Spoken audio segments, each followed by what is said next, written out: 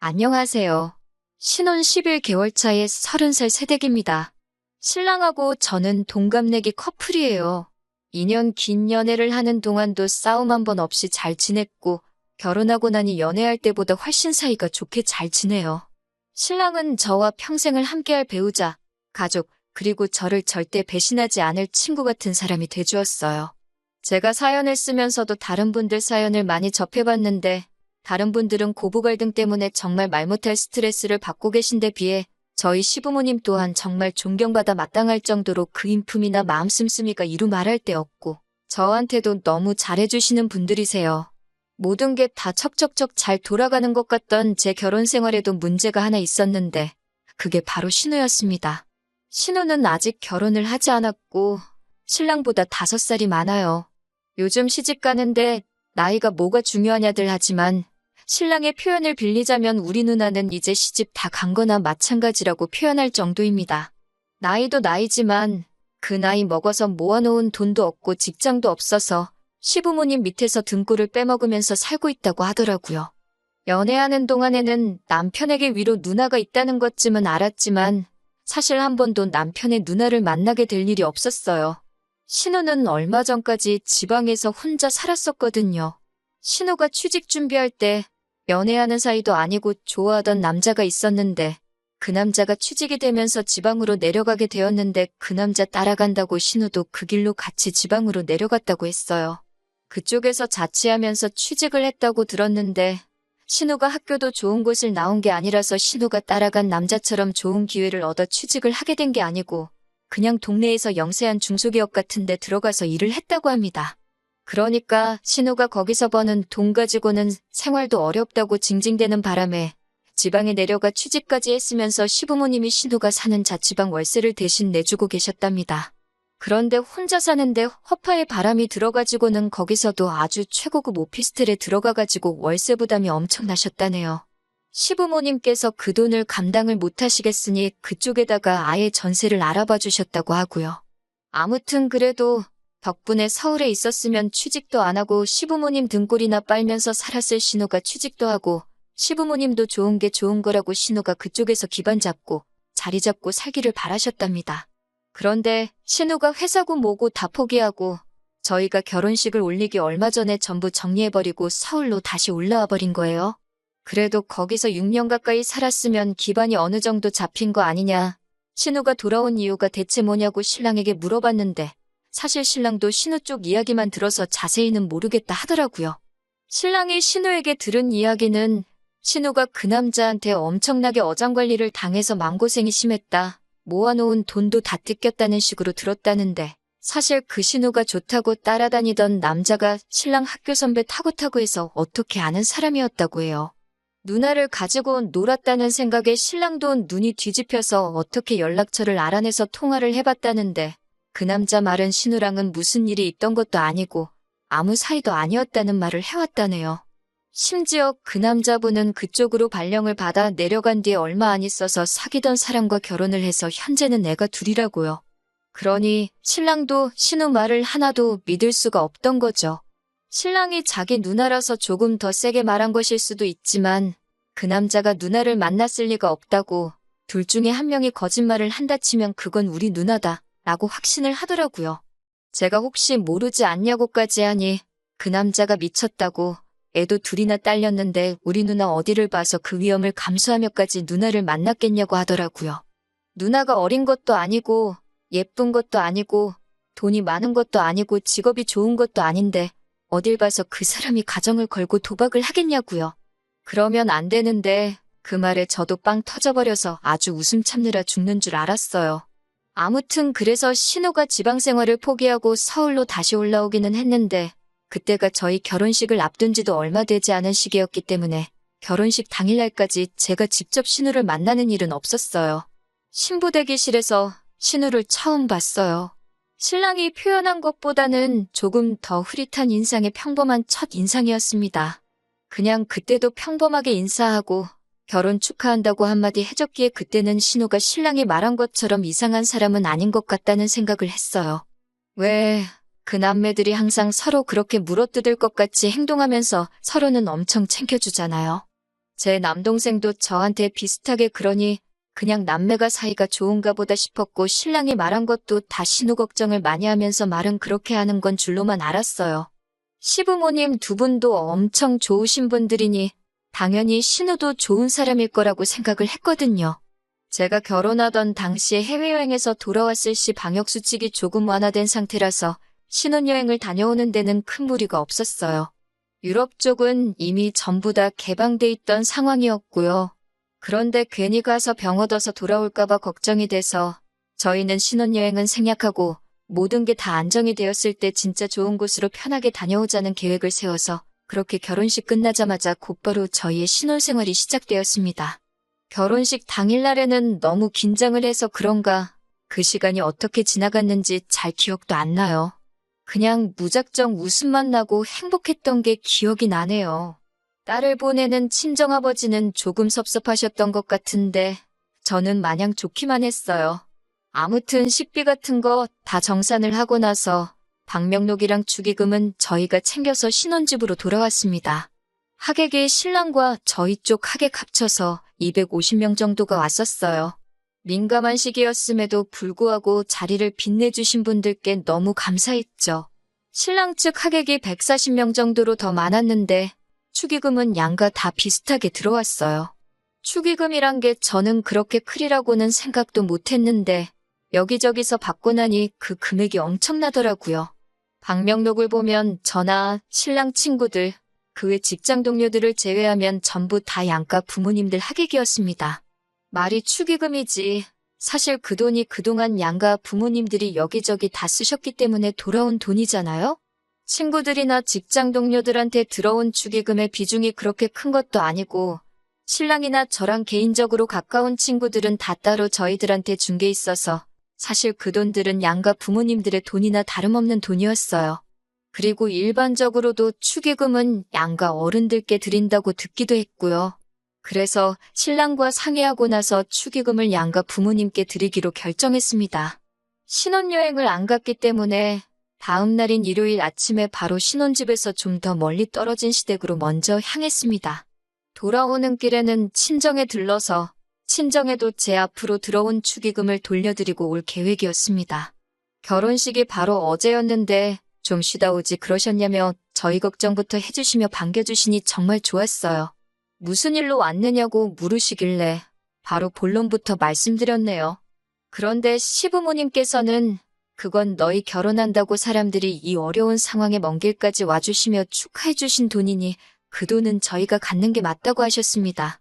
저도 남편도 그렇지 않다고 여태껏 시부모님께서 하셨던 거 돌려받는 거나 마찬가지인 돈이라고 아무리 생각해봐도 다른 사람들처럼 이 돈은 시부모님께서 가져가시는 게 맞겠다 말씀드리니 한사코 그 돈을 거절을 하셨어요. 오히려 그 당시 상황에 결혼식 불참하신 분들이 계좌로 보내준 돈도 있다면서 안 그래도 그 돈도 저희한테 보내주시려고 할 참이셨답니다. 서로 그 돈을 가지고 마음이 불편하겠다며 주거니 받거니 하다가 결국엔 저희가 시부모님 뜻을 꺾지 못하고 가져오게 되었네요. 친정 부모님도 말할 것도 없이 같은 입장이셨습니다. 거기에 시댁 쪽에서도 받지 않으셨는데 어떻게 당신들도 그 돈을 받으시겠냐며 더더욱이 그 돈을 받지 않으시겠다는 입장이셨습니다. 당초 계획과는 다르게 오히려 시부모님과 친정부모님 개인 통장으로 들어온 돈까지 해서 돈이 더 늘어나서 돌아오게 되었어요. 집에 도착해서 남편과 상의를 하고 나니 그러면 그 돈으로 우리가 양가 부모님들께 뭐라도 해드리기로 결정했습니다. 생각해보니 신랑이나 저나 신혼집 리모델링까지 해서 삐까번쩍하게 꾸며놓은 걸 보니 신랑은 시부모님 집이 오래돼서 고쳐드리고 싶고 저도 저희 부모님 가전이며 가구들이 저희 어머니가 시집 오실 때 해놓은 걸 그대로 쓰고 계시니 그걸 바꿔드리면 좋겠다고 생각했어요. 거기에 겨울 되면 바람이 들어차니 차씨도 교체해드리는 게 좋겠다 싶었습니다. 모처럼 그 큰 돈을 의미 있게 쓸 수 있게 방향이 잡히고 있으니 기분이 좋더라고요. 신혼여행을 안 간지라 회사 휴가도 남아있어서 신랑하고는 아예 회사의 휴가를 맞춰서 냈습니다. 그리고 그 기간 동안 신혼집 구할 때 마냥 리모델링 회사도 보러 다니고 전자제품 마트랑 가구점 돌아다니면서 이것저것 고르고 있으니 신혼집 알아보면서 지치도록 했던 건데도 기뻐하실 양가 어른들 생각하니 그건 나름대로 또 즐겁더라고요. 그러던 어느 날인데 신우한테서 전화를 한 통 받게 되었습니다. 신우라고는 결혼식 날 한 번 본 게 전부인데 남편이 아니라 저한테 전화가 오니 조금 의아했습니다. 남편은 그때 이른 아침이라 아직 자고 있었는데 남편 전화로도 먼저 걸려왔던 게 아니라 정말 저한테 바로 들어온 전화였어요. 결혼식 날 정신이 없었으니 결혼 축하한다고 다시 한번 말해주려고 전화를 걸은 건가 싶어서 한치의 의심도 없이 전화를 받았어요. 신우가 그런 걸 요구할 줄은 정말 상상도 못했으니까요. 전화를 받으니 신우는 저한테 인사도 건너뛰고는 다짜고짜 축의금에 대한 행방을 묻더군요. 설마 그 돈을 벌써 다 써버린 건 아니겠지 하고 묻는 겁니다. 신우도 자식이고 하니 당연히 부모님께 드려야 할 돈을 저희가 갖게 해주셨다고 한들 아마 저희가 그 돈을 정말 저희들 사리사욕 채우는데 홀랑 써버릴까봐 노파심에 연락을 한 줄로만 알았습니다. 기본적으로 저와 남편이 준비하고 있는 건 시부모님께서 미리 알게 되시면 당연히 거절할 게 뻔하니 시부모님과 같이 살고 있는 신우에게 자초지종을 말해줄 수는 없어서 약간 애매모호하게 대답을 했어요. 그런데 제 생각이 틀렸더라고요. 신우는 저희가 정말 저희들 사리사욕을 위해 쓰지 말라고 충고를 하려고 전화를 한 게 아니었고 오히려 시부모님 앞으로 들어온 축의금을 대뜸 자기한테 달라고 하는 거 아니겠습니까? 저는 솔직히 제가 잘못 들었거나 제가 잘못 이해한 게 아닌가 제 귀를 의심까지 하게 되었어요. 그 돈을 저희가 왜 드리냐고 물어보니 어차피 너네 그 돈은 부모님께 돌려드리려고 했던 돈 아니었냐고 하면서 시부모님이 거절을 하셨지만 만약에 그 돈을 받으셨다면 전부 자기한테 썼을 돈이었다 하는 겁니다. 그러니 암만 시부모님이 먼저 거절을 하셨더라도 저희도 그 돈이 필요 없다고 들고 왔던 거나 마찬가지니 그 돈이 자기 돈이나 마찬가지다. 그러니까 내 돈을 내놔라 하고 말하는 것이었어요. 이유는 말씀드리지 못하지만 그 돈은 저희가 사용하기로 한 게 있어서 드리지 못하겠다 말했습니다. 그때부터 신우는 완전히 얼굴에 철판을 깔고는 내 돈을 왜 니들이 마음대로 쓰냐는 겁니다. 그게 어떻게 신우 돈이 되냐고 물었더니 너도 소유권을 포기하려 했던 돈이고 우리 부모님도 그랬던 거 아니냐고 하면서 그런데 그 중에는 신우 본인과 신랑을 어려서부터 알고 지내던 신우의 친구들이 낸 축의금도 포함이 되어 있으니 내 돈이기도 하다며 말도 안 되는 궤변을 늘어놓고 있는 거였어요. 전화로 계속 신우와 신랑이를 벌이고 있으니 남편이 잠결에 통화 내용을 들은 건지 잠에서 깨서 나오더군요. 전후 사정을 모르니 무슨 일이냐고 물어보는데 신우가 얼마나 크게 떠들던지 그 돈이 자기 돈이라고 우기고 있는 내용을 신랑이 다 듣고는 무슨 일인지 한 번에 딱 이해하더라고요. 제가 신우랑 이야기하는데 전화기를 딱 뺏어서는 그 돈을 누나가 왜 탐을 내냐고 누나 이러고 있는 거 부모님도 아시냐고 딱 한마디 하더군요. 신우는 전화기 너머로 그새 남편한테 가서 그걸 고자질을 했냐고 하면서 악을 쓰고 있었고요. 남편이 누나 이러는 거 부모님한테 전화를 드릴까 말까 이러고 있으니 저한테는 그 돈 내놓으라고 큰 소리를 펑펑 내더니 동생인 남편 앞에서는 찍소리도 못하고 전화를 끊었습니다. 신우랑 신우 친구들이 대체 축의금에다가 얼마를 냈길래 그 돈이 내 돈이라고 우길 수 있는 건지 방명록을 열어봤어요. 남편이 기억을 되짚어가며 누가 누나 친구인지 찾아봤는데 누나 친구 아는 이름 하나 있다고 하면서 방명록 한쪽을 가리키더라고요. 누구누구 왜 6명 해가지고 6명이 와서 10만 원을 내고 갔더라고요. 신우도 하나뿐인 동생 결혼식인데 뭐 하나 해주지는 못할 망정 5만 원을 축의금이라고 냈더군요. 집에 휴지나 세제라도 사왔으면 이런 말도 안 하겠어요.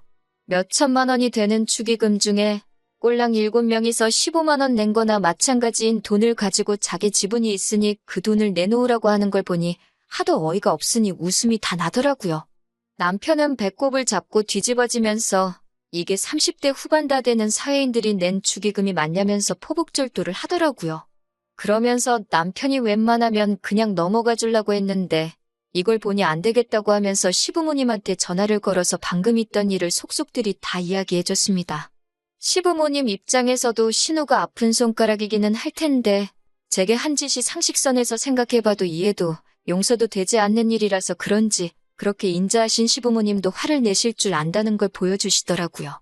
두 번 다시 똑같은 짓은 하지 못하게 일부러 저희를 시댁까지 부르셔가지고는 저희가 보는 앞에서 신우를 아주 쥐잡듯이 탈탈 털으셨습니다. 신우는 남편을 째려보면서 네가 말했냐 하면서 씩씩대고 있는데 그 모습이 무슨 어린 시절에 심술 많은 동네 친구가 엄마한테 혼나면서 딴짓은 더 혼날까봐 못하고 째려보고 있는 그 모습이 딱 비쳐 보이더라고요. 혼자 살면서 정신이라도 좀 차렸으면 했는데 오히려 더 버려놓은 것 같다고 신우가 지방에 처음 내려갔을 때 지원해주신 신우 정착금도 도로 다 가져시겠다고 하시고 신우도 집에서 내쫓아버리셨네요. 오냐오냐 다 받아주니까 세상 어려운 줄 모른다고 혼자서 밥값 할 수 있는 정도가 되면 그때 다시 돌아오라고 하고요.